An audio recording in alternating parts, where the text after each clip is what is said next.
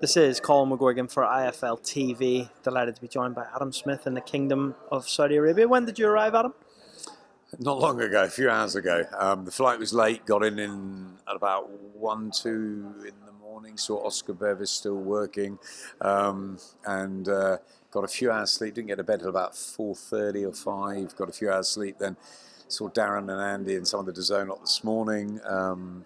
It's been good being here, watching the Box Raw Sparring Club, which is a great vibe, and looking forward to the weigh-in and a big Saturday night ahead. It's another intriguing night of boxing. The heavyweights, Moses Itauma's journey continues against somebody I know very well in Dillian Whyte, who we've covered on Sky for many, many years and has been an incredible stalwart of boxing, not just British boxing, I think world boxing. And it'd be fascinating to see what he's got left at the grand old age of 37 after so many fights behind him, and whether he can teach Moses a trick or two, or whether Itauma is as good as I think he is, as we all think he is, I think. What does a typical fight week look like for you on commentary at this stage of the week? Like, what do you study the card? Do you study the fighters daily? That's a good question, and sometimes I get in really early. Like for the Usyk Dubois week, I was around every day around Wembley. Sometimes I fly in later. It depends a little bit on what DAZN need me to do, what maybe I'm doing on my TalkSport show or my Voice of Boxing show, various other things, and balancing the family and health and everything else. So weeks are different, but my commentary I take very, very seriously for each and every fight, whether it's a 4-rounder or whether it's the main event. And that starts when not even a card's announced, when you hear speculation of fights that meant to happen, and you just get talking, not just to the fighters themselves, but people in and around the business, and you make notes, and I've got old-fashioned ways of collating stuff and facts, and and I guess the week looks like going through that, plenty of reading, plenty of talking to people, and just sort of going through the fights in your mind as a commentator, and you pick that mic up, and although you may think a fighter's going to win or a fighter may be expected to win, when you pick that mic up, you can have no bias whatsoever. You've got to call what's in front of you, and I think that's really important because you've got to be authentic each and every time, and that's what Darren Barker, Barry Jones, Carl Frampton and I do week in, week out on DAZN, is we call fights. So you've got to be prepared for anything. Fights could be quick and exciting, they could be long and drawn out and difficult, and you have to have a few stories, I think, up your sleeve. But I think it's also about getting a rhythm. It's been good working with Barry and Darren. I worked with Jim Watt, Glenn McCrory, Carl Froch, Paulie Malignaggi, Matt Macklin for many years, and obviously it's fairly new, Darren, Barry and I. It's only a few months old, and we're just getting used to each other, and I think we're really starting to enjoy it now, and I'm listening to a lot of how they guide things and their different roles that they have, and when Carl comes in. So I look at commentary like an orchestra, like a team, sort of.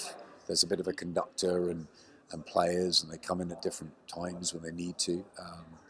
So I think it's about preparing yourselves, and also about clearing your head and enjoying it too. I mean, I love fighters and I love fights, and I respect fighters so much, and it's a privilege, and I'm very grateful after my illness to be back doing what I love. So it's there is homework which you need to do, I think, but on the night it's just what's in front of you, and I think those facts flip in and out when you sort of need them. Often I don't look down at papers, it's just sort of there by doing it through the weeks. But fight night, I normally, this weigh-in's at 10 o'clock tonight, and it clashes with Liverpool-Bournemouth, which is quite irritating because I'd like to see the first game of the season. But normally I like to sort of shut myself away the night before a big fight, just to have a quiet one and get my thoughts together.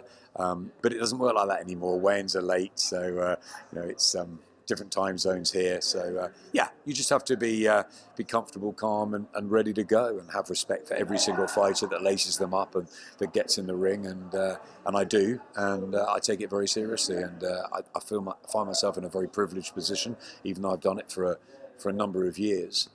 Each time is different, and as I said, I'm very grateful to be back holding a mic, and I love doing what I do.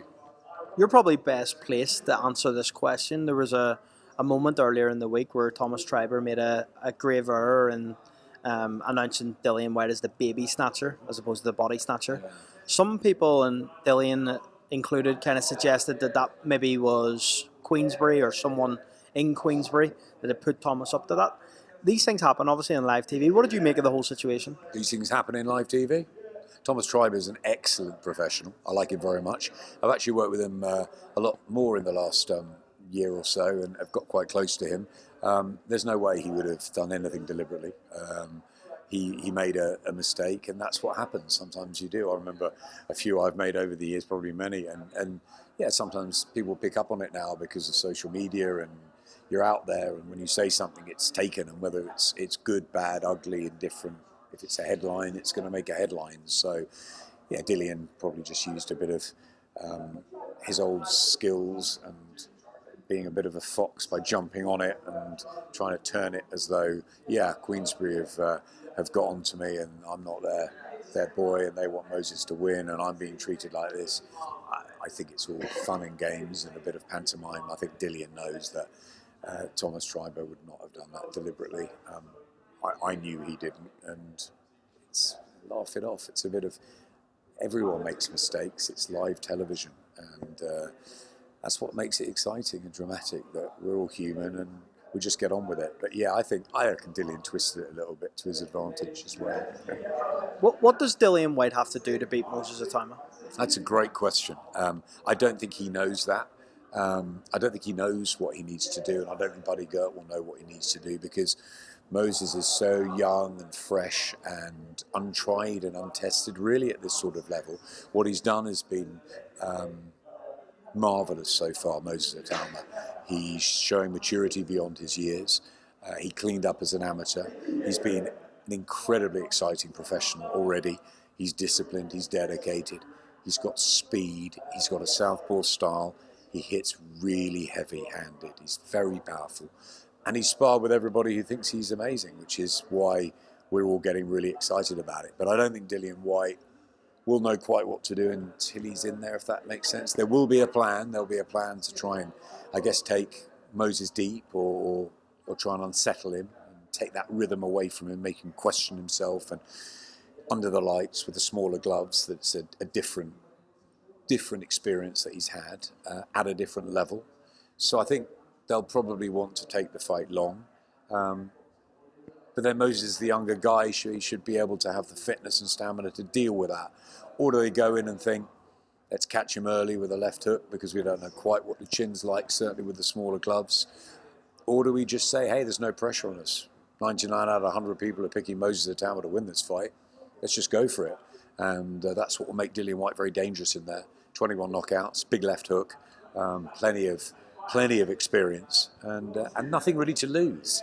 And he's not scared. That's what I love about Dillian. He wants to fight anybody. He doesn't care. He had a really hard upbringing. He became a dad at 13. He's had a tough life, and he's done brilliantly in boxing. And he's been an absolute gladiator through the years. So I don't think anything will faze him. I don't think he really knew what to do against Tyson Fury, and it was a very strange performance. And I think he probably doesn't quite know what to do against Moses Itauma, but he'll think he'll know too much and be too experienced and too good, probably. I think he doesn't know, and I think he might find out how good Moses is.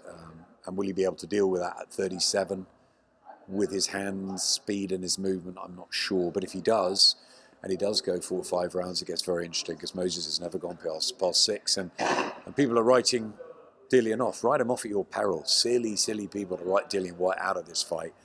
There's a jeopardy in every heavyweight fight. As I said, 21 knockouts. Look what happened when he got knocked out by Povetkin. He knocked him out. Look what happened when he fought AJ. He shook him. He beat him in the amateurs. He's beaten Joseph Parker. He's beaten Derek Chisora twice. This is a guy who can fight, and he's learned how to fight over the years. Tough guy. This could be a step too far at this stage for Moses Itauma. I don't think it is, but it could be. We'll only find out when the first spell goes. But a long-winded way of answering your question, I don't know what Dillian Whyte is thinking going into this, how to beat Moses Itauma. Probably experience, strength, knowledge, know-how, and taking the fight late. But I say probable because he might just go for it, Dillian, because he's got nothing to lose. Before I let you go, we spoke to Eddie Hearn this week, and he said that Jake Paul Anthony Joshua has an 8 out of 10 chance happening. Wow. What do you make of that fight, Adam? You've been in this business a long time. Frank Smith says that it's bigger than Anthony Joshua versus Tyson Fury. In a way it is. Yeah. I mean, I didn't know who KSI was a few years ago. I was getting ready for Lawrence Okoli and Isaac Chamberlain. I thought that was the biggest sporting event in the world. And my son said to me, aren't you going to KSI against Joe Weller? I didn't know what he was talking about. So I think you've got to appreciate the younger generation. You guys are younger than me. My kids are younger than you. And I think that the YouTubers have done incredible with their own careers, but also what they've done for boxing. KSI, Jake, and others, I think it's been brilliant because they brought more eyeballs onto the sport. Yes, as a fight fan, as a trade hardcore fan, who do I want to see AJ fight? I want to see him fight Tyson Fury, it's the one unanswered, or maybe Deontay Wilder, or maybe Daniel Dubois 2, one of those sort of fights, Ajit Kabayel, and that's the sort of thing you'd probably want as well. But AJ's probably the most wanted man in boxing. I mean, Bakoli could fight him in Africa. Lawrence Okoli could fight him in Dubai. Ajit Kabayel could fight him in Germany. Alexander Usyk could fight him in Ukraine. I mean, he could fight anywhere against anybody. I'd like to see AJ fight Tyson Fury twice next year. But if Eddie says it's an 8 out of 10, that's likely. Is it a huge happening? Yes.